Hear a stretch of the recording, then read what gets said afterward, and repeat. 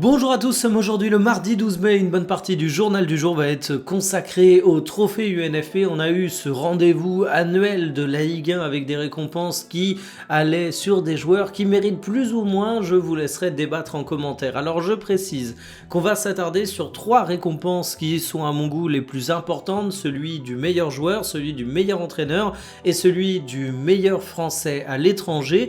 J'ai pas envie de parler du meilleur espoir, j'ai dit dans une précédente news, dans un précédent journal, pourquoi selon moi la récompense du meilleur espoir pouvait être intéressante dans l'optique de récompenser le meilleur jeune, mais que c'était pas pour moi le meilleur espoir justement, et que du coup je jugeais ce trophée pas hyper intéressant à analyser, et je vais pas non plus commenter le 11 de la saison parce que je trouve que sur les 11 de saison on a toujours des débats qui sont extrêmement compliqués, c'est toujours vraiment complexe de réussir à articuler une équipe cohérente, et là pour le coup je trouve qu'il y aurait des choses à redire sur le 11 des trophées UNFP, mais je vais davantage m'attarder sur Ousmane Dembélé, sur Pierre Sage et sur Michael Olise, 3 récompenses, je vous le dis d'avance, que je juge plutôt méritées. On ira ensuite du côté de l'Olympique de Marseille qui a trouvé son nouveau directeur sportif, et on clôturera le journal en parlant des rebondissements et de l'histoire d'amour toxique compliqué, de haine entre Canal+ et la LFP. Installez-vous confortablement et bienvenue pour le journal du jour. Scandale ou mérité, Dembélé est officiellement le joueur de la saison selon les trophées UNFP du côté de la Ligue 1. C'est un joueur qui ne souffre d'aucune contestation possible par rapport à son niveau affiché, mais là où pourrait y avoir éventuellement des débats, c'est concernant son temps de jeu, puisque regardez les statistiques d'Ousmane Dembélé, il a disputé même pas 1000 minutes de jeu. En fait, en temps de jeu absolu, il a disputé moins de 11 matchs en Ligue 1. Pour autant, ça l'empêche pas de mettre 10 buts et de délivrer 6 passes décisives. Le temps de jeu d'Ousmane Dembélé est donc extrêmement rare, mais on peut le qualifier également d'extrêmement précieux. Et puis finalement, quand on se penche sur les statistiques globales de Dembélé en Ligue 1, il met à l'amende absolument toute la concurrence. Il est sur une autre planète, occasion, passe décisive attendue, dribble, course, passe dangereuse, c'est un faux numéro 9 qui a tout simplement pas d'équivalent, et oui on ne le voit pas beaucoup, mais à chaque fois qu'on le voit, c'est carton plein. Et de mon côté, je dois vous avouer que j'apprécie particulièrement la saison d'Ousmane Dembélé en Ligue 1, parce que je considérais que ça allait être très compliqué de réussir à maintenir le niveau qu'il avait la saison passée, et quand on compare les stats des 2 saisons, et bien au final, le Dembooz, il peut chuter dans quelques catégories, mais c'est pas non plus un d'effondrement, et il se paye même le luxe d'être au-dessus dans quelques domaines, notamment tout ce qui a rapport à l'inclusion au jeu. Alors finalement, c'est le meilleur joueur, toutes catégories confondues dans l'absolu en Ligue 1, c'est peut-être le plus performant également sur les minutes qu'il dispute dans le championnat français cette saison, c'est du moins à mon avis.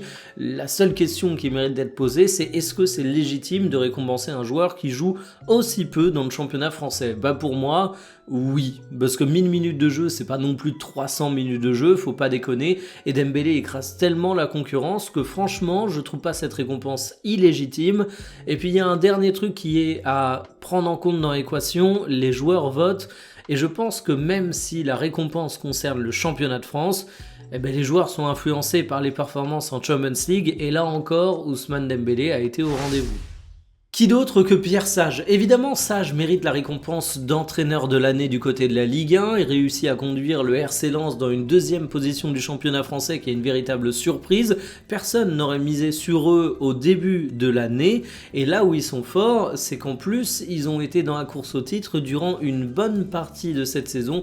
Donc franchement, j'ai envie d'applaudir à 2 mains Pierre Sage. Il faut quand même réaliser qu'en termes de budget, la position du RC Lens, c'est une anomalie. Il y a beaucoup de clubs qui se cachent derrière des réalités économiques pour défendre des contre-performances, mais Lens, c'est le 10e budget de Ligue 1, pour vous donner une idée, c'est 2 fois moins que Nice, que le Paris FC, que Monaco, c'est 4 fois moins que l'OM, c'est 14 fois moins que le Paris Saint-Germain.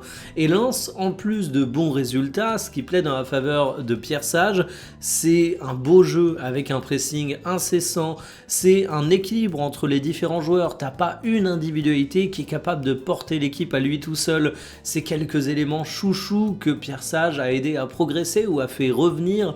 Florian Thauvin, Thomasson par exemple, je prends plaisir à les voir du côté du club lensois, donc franchement Pierre Sage c'est un entraîneur qui avait déjà convaincu beaucoup de monde dans le passé, mais plus il avance, plus on se rend compte qu'on a sans doute un des meilleurs entraîneurs français, pour pas dire le meilleur entraîneur français du moment.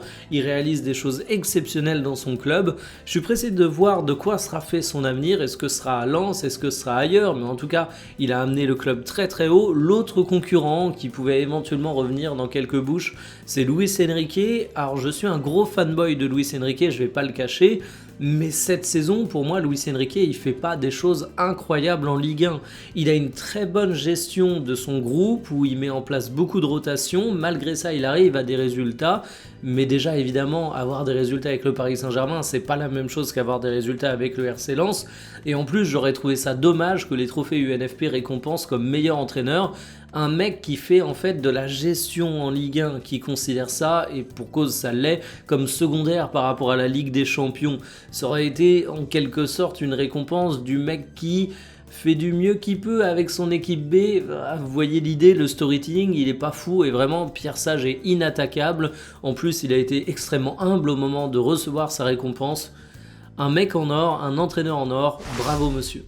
Meilleur joueur français de l'étranger pour Michael Olise, qui donc coiffe sur le poteau Kylian Mbappé, Hugo Ekitike, Ryan Cherki ou encore Saliba. Une récompense amplement méritée à mes yeux, tant Olise est une tornade qui dévaste tout sur son passage. Rappelons ses statistiques du côté du Bayern Munich, c'est 22 buts et 26 passes décisives. On a rarement vu ça, un joueur qui a eu un gros impact en Ligue des Champions. En plus de ça, il profite évidemment d'un Bayern Munich qui est une équipe qui est formidable, qui joue extrêmement bien, qui est tournée vers l'attaque, mais franchement, Michael Olise en Bundesliga, c'est un joueur qui est sans commune mesure. Et puis quand tu regardes la concurrence, qui est Mbappé, il va avoir une saison blanche du côté du Real Madrid. Cherki, il n'y a pas de première ligue jusqu'à preuve du contraire pour Manchester City. Il n'y a pas de Ligue des Champions, ça on en est sûr et certain. Il a débuté la saison en ayant des petites phases sur le banc, ce qui n'empêche pas que Cherki fait une grande saison, mais comparé à Michael Olise, je comprends qu'on favorise le joueur du Bayern Munich. Et Ekitike, je vais même pas faire de commentaires parce que pour moi c'est clairement un cran en dessous. Et puis Saliba, le football est cruel, mais on sait qu'il y a une prime aux attaquants et que pour être un défenseur central qui chope des récompenses individuelles, il faut être absolument lunaire en termes de niveau de jeu. Saliba est vraiment excellent. Mais encore une fois, il y a Michael Olise qui offre une concurrence absolument colossale. Je ne sais pas si on se rend compte du joueur qui est en train de devenir Michael Olise. C'est la 7e valorisation mondiale et je pense qu'il va encore grappiller quelques places à l'avenir. C'est pour moi le joueur qui va incarner le futur de l'équipe de France. Évidemment, aujourd'hui, le joueur dominant, c'est Kylian Mbappé. Mais on se rend compte qu'Olise marque de plus en plus de points dans le jeu, dans les cœurs également. Il est plus jeune que Kylian Mbappé. C'est seulement sa 2e saison dans un club de très très haut niveau. On a tendance à l'oublier, mais ça me laisse à penser qu'il a encore une belle marge de progression, donc franchement, félicitations à Olise, une saison absolument énorme, comme la saison passée d'ailleurs. Voir un mec passer de Brest à l'Olympique de Marseille et se réjouir de le choper à l'OGC Nice, est-ce que ce sont ça les ambitions marseillaises désormais? Est-ce que c'est avec ça que tu vas te réjouir? Alors évidemment je troll, parce que dans les faits Grégory Lorenzi a quand même tout de la bonne pioche pour l'Olympique de Marseille. Il va donc arriver au poste de directeur sportif, une fonction qu'il occupait au Stade Brestois depuis 2018.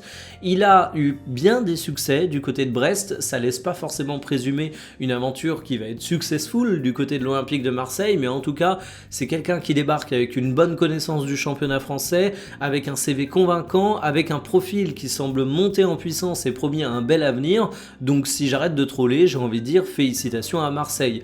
De manière plus globale, au-delà du profil de Lorenzi, parce que c'est délicat d'évaluer s'il va réussir ou non, tant ça dépend de plein de choses du côté de Marseille, j'ai envie de dire que c'est une bonne chose d'avoir ce nom qui sort aujourd'hui. On est mi-mai, on a désormais l'avenir de Benassia qui est acté du côté de Marseille, loin de Marseille en l'occurrence. T'as un nouveau président qui a été annoncé, t'es en train peu à peu de poser les pierres de l'avenir de ta direction sportive. Et c'est vraiment crucial parce que les chantiers de Marseille, ils sont très nombreux, il faut s'y mettre tôt. Tu vas avoir beaucoup de joueurs qui vont partir, tu vas devoir faire venir beaucoup d'autres joueurs. Même d'un point de vue banc, il y a aujourd'hui une grosse indécision sur l'avenir d'Habib Beye qui vient pourtant tout juste de débarquer du côté de Marseille. Autant dire que Lorenzi va avoir du boulot, c'est une formidable opportunité de carrière pour lui, il a bien raison de la saisir et personnellement je trouve le projet marseillais beaucoup plus enthousiasmant que le projet niçois. Par contre il va avoir une pression de dingue, il va avoir un boulot de dingue, il va pas avoir un contexte simple, donc bon courage à lui, on compte sur Lorenzi pour redresser Marseille. Est-ce qu'on va avoir une grande réconciliation entre Canal+ et la LFP? Maxime Saada, le boss de Canal, a annoncé qu'il était ouvert aux discussions pour distribuer Ligue 1+, ce qui donnerait une belle plateforme de visibilité pour la chaîne de la LFP. Mais attention, il y a deux conditions qui sont posées par la Ligue pour qu'il y ait cette collaboration qui puisse exister. La première, comme vous l'avez vu avec l'article du journal L'Équipe, c'est la fin des poursuites judiciaires et ça semble plutôt cohérent. C'est difficile de faire du business avec une entreprise qui te réclame en justice 660 millions d'euros et on a l'impression que Canal ne veut absolument rien lâcher dans cette affaire. Et le deuxième, qui est peut-être encore plus sensible, c'est qu'en fait, Ligue 1+ ne serait pas vraiment intéressé simplement par un accord de diffusion, mais il voudrait être inclus dans le pack sport.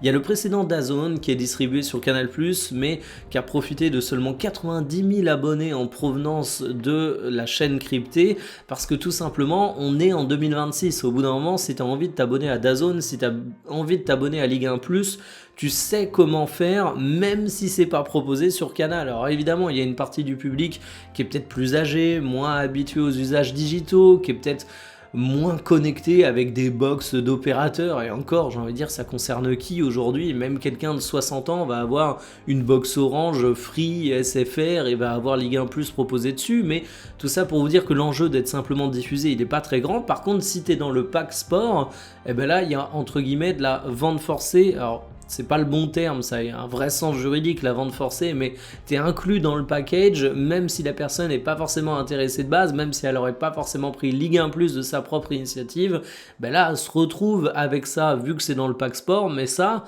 apparemment, Canal est nettement moins chaud et on peut comprendre pourquoi.